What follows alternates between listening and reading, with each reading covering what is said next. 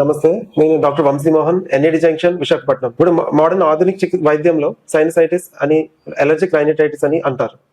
ఆ సైనసైటిస్ సమస్య ఏంటంటే ఇప్పుడు ముక్కు దెబ్బడ, ముక్కు కారడం, తలనొప్పి రావడం, ఇలా గాలి పీల్చుకోవడం, ఇలాంటి ఇబ్బందులు, ఊపిరి ఆడకపోవడం, ఎప్పుడు జలుబు చేస్తున్నట్టు ఉండడం, ఎలర్జీ అంటే ఒక్కొక్కసారి దురదలు రావడము, ఈ తలనొప్పి రావడం, ఇలాంటి లక్షణాలు ఉండి మీకు ముక్కు గాలి పీల్చుకోవడానికి ఇబ్బంది అయిపోతుంటే ఆ ముక్కు లోపల ఈ దుర్మాంసం లాంటిది పెరగడం వల్ల మనకు సరిపోయినంత ఆక్సిజన్ తీసుకోలేక, మనకు బ్రెయిన్ సరిపోయినంత ఆక్సిజన్ అందక తలనొప్పి వస్తుంటది. ఈవిడ లక్ష్మి అండి, రాజమండ్రి నుంచి వచ్చన్నారు. ఈవిడ ఆల్రెడీ ఒకసారి సర్జరీ చేయించుకుని ఉన్నారు.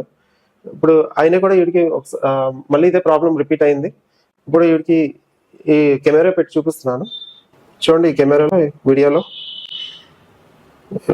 మాసం ఎలా వృద్ధి అయ్యి తెల్లగాను మచ్చల్లాగా ఉన్న ఏదో ఉందో, ఈ కండ పెరగడం వల్ల కొద్దిగా చల్లటి వాతావరణం ఉబ్బిపోయి గాలి పీల్చుకోవడం, కండ వల్ల చాలా రకాల సమస్యలు. అంటే కొంతమంది అయితే అసలు ఈ సమస్యతో చాలా భరించలేకపోతున్నారు. చాలా చోట్ల అన్ని రకాల ఆపరేషన్ చేయించుకొని, చాలా మందికి ఈ నాజల్ కూడా అంటాం, డిఎన్ఎస్ అని అంటాం, ఈ ఆపరేషన్ కూడా చేస్తుంటారు. ఆపరేషన్ చేసినప్పటికీ కూడా ఈ సమస్య తగ్గక మళ్ళీ మళ్ళీ వస్తుంటది. అలాగే 5-6 సార్లు 10 సార్లు ఆపరేషన్ చేయించుకొని మళ్ళీ మా దగ్గరికి వచ్చిన వాళ్ళు ఉన్నారు. అలాగే ఈ రెండో వైపు కూడా చూడండి, ఈ రెండో వైపు గాలి పీల్చుకోవడానికి చాలా ఇబ్బంది అవుతుంది. ఎన్ని రకాల మందులు వాడినా తగ్గడం. ఈ సమస్య మళ్ళీ మళ్ళీ రాకుండా చేయొచ్చు. ఈ కొంతమందికి ఈ మధ్యలో ఈ నాజల్ సెప్టమ్ అంటాం కదా, ఈ ఉబ్బిపోయి వంకరగా తయారవుతుంది. ఆ కేసులో ఒక్కొక్కసారి ఈ చికిత్స సరి చేయొచ్చు, లేదంటే ఆధునిక చికిత్స, సర్జరీ లాంటి సపోర్ట్ తీసుకోవాల్సి ఉంటుంది. అయితే ఎన్నిసార్లు ఆపరేషన్ చేసినప్పటికీ మళ్ళీ మళ్ళీ సమస్య వస్తుంటది. కలర్ తగ్గిపోవడం, పిగ్మెంటేషన్ రావడం, కంటి కింద నల్లటి మచ్చలు రావడం, కొంతమందికి మొహం రంగు కూడా మారిపోయి ఉంటది. సో ఇలా చేసిన తర్వాత ఈ సమస్య మొత్తం తగ్గిపోతుంది. ఇది బాగా అర్థం చేసుకోవాలి. ఇప్పుడు చూడండి, ఈ ముక్కు ఎలర్జిక్ రైనైటిస్, సైనసైటిస్ కానీ సమస్యను కండ పెరగడం. సో మనం లోపల కాటన్ ని ఫస్ట్ ఇలా ఉంచి లోపల పెట్టి క్లీన్ చేస్తాం. క్లీన్ చేసుకోవడానికి కానీ, అలానే ప్లమ్ లాంటిది ఏదంటే క్లీన్ చేసుకుంటాం, కఫం లాంటిది ఉంటే క్లీన్ చేసుకుంటాం. ఇప్పుడు మనం ఇక్కడ ఇది కల్బంలో నూరుకున్నాం. ఈ మెడిసిన్ ని మనం తయారు చేసుకున్నాం, ఎప్పటికప్పుడు సిద్ధం చేసుకుంటాం.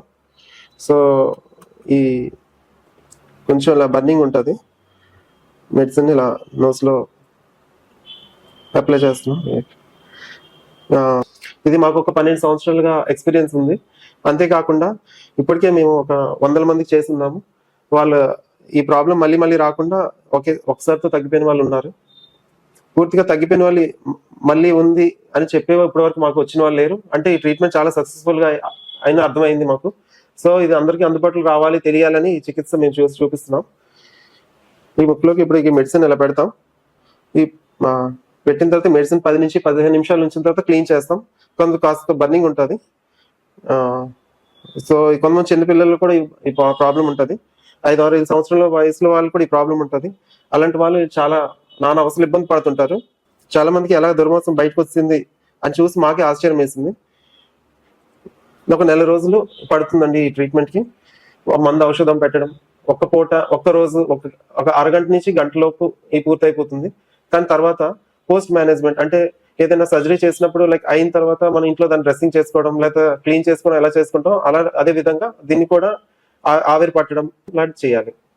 దాని తర్వాత ఈ చికిత్స లోపల మొత్తం మంది కూడా వాటర్ లాగా బయటకు వచ్చేసి ఎండిపోయి పీసెస్ లాగా గూడు బయటపడుతుంది. అలా వచ్చేసిన తర్వాత ఆ చికిత్స అయినట్టే.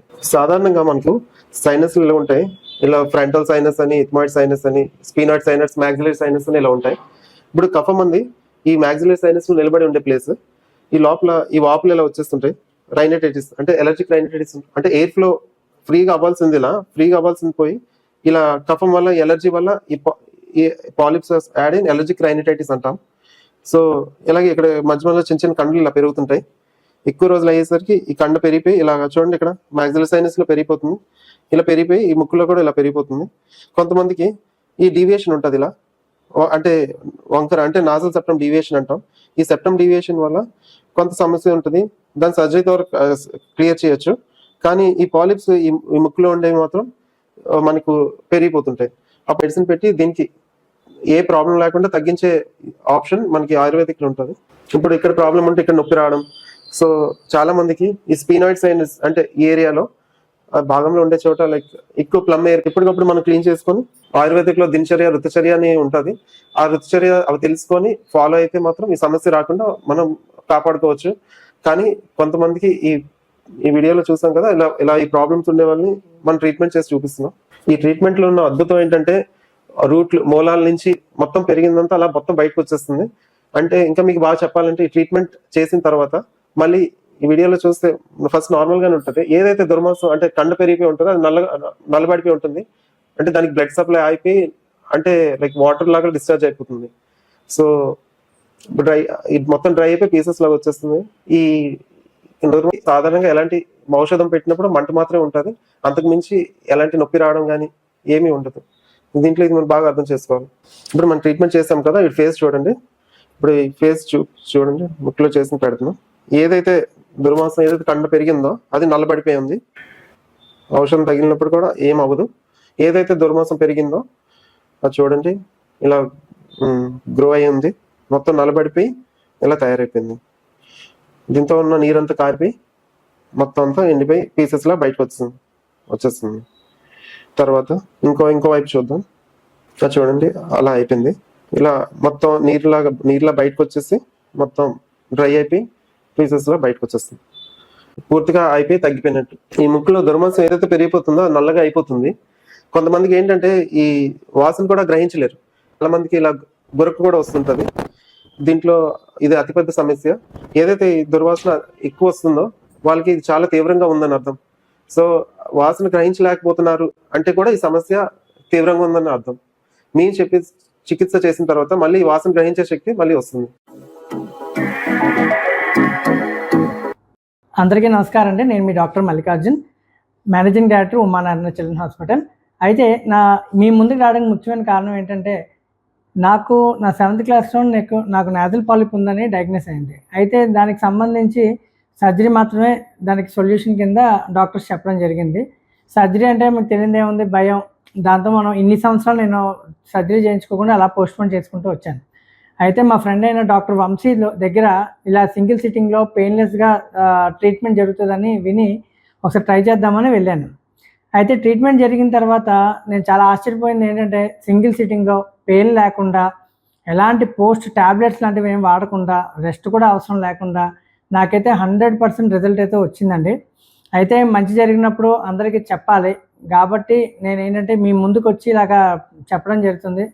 సో మీకు ఎవరికైనా సైనసైటిస్ కానీ నాజల్ పాలిప్స్ కానీ ఏమైనా ఉంటే మటుకు కంపల్సరీగా ఈ ట్రీట్మెంట్కి అయితే మీరు ప్రిఫర్ చేయొచ్చు.